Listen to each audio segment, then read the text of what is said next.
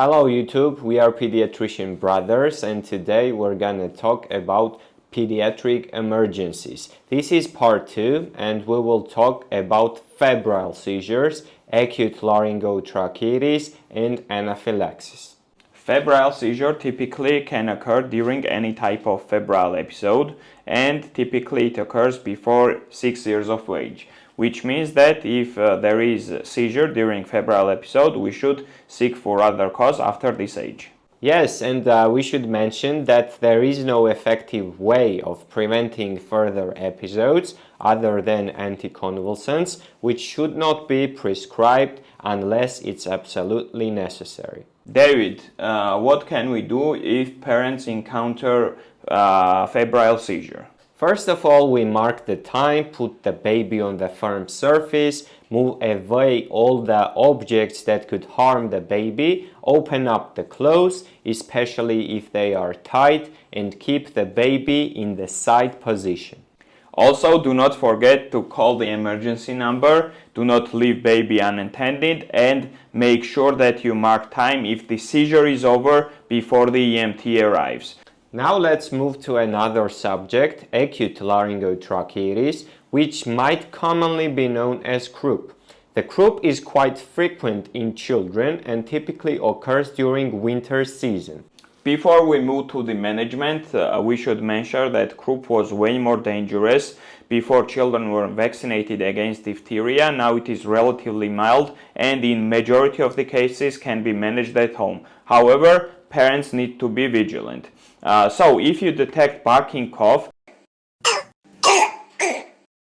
in combination with inspiratory stridor and change of voice, that typically is pretty much the diagnosis of croup, and you should absolutely communicate with your doctor about it. During mild cases, you can manage the disease at home with antipyretic drugs, maintaining normal fluid balance, exposing the child to mist or cold outdoor air. This might also be helpful. Some anecdotal evidence also suggests that sitting in the bath while hot water is running in the shower might also be beneficial. The mist typically is produced with nebulizers. In some cases, doctors may also prescribe oral glucocorticoids for home management. You can follow the steps that David mentioned. However, every parent should be assessing the current status of the child, right? So we should pay attention to pallor, cyanosis, difficulty breathing, paroxysmal cough, swallowing, drooling, fatigue, negative progression of the disease, if there is persistent fever and symptoms last more than a week, and obviously the most dangerous is suprasternal retractions. If we have this, you should go to the ER immediately or communicate with the doctor as soon as possible. Now we're going to move to another topic, which is anaphylaxis. First of all, there are criteria for making the diagnosis.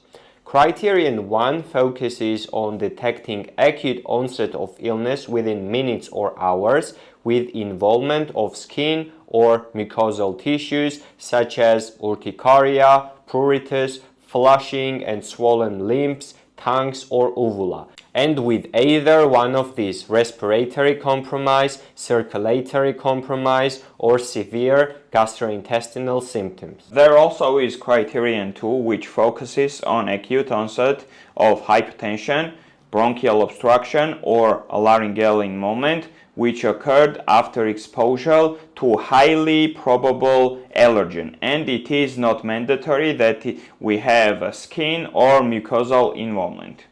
Treatment outside of the hospital setting includes following steps. Step 1. Remove the allergen if possible. Step 2. Call the emergency number. Step 3. Use epinephrine injector on the upper and outer part of the thigh. 4. Lay the child down and wait for the help to come. 5. If needed, provide first aid and cardiopulmonary resuscitation. You can check out the previous video how to do that, and let's also remind the parents that the first line treatment is always epinephrine in case of the anaphylaxis, and although antihistamines and glucocorticoids might be considered as adjunctive treatments, they should never be considered as first line treatments for this disease. And remember that there is no absolute contraindications for epinephrine in case of the anaphylaxis. Thank you, YouTube. This was part 2 about pediatric emergencies. You can check out the first part by clicking here. Please do not forget to like the video, subscribe, and share it with your friends. Goodbye.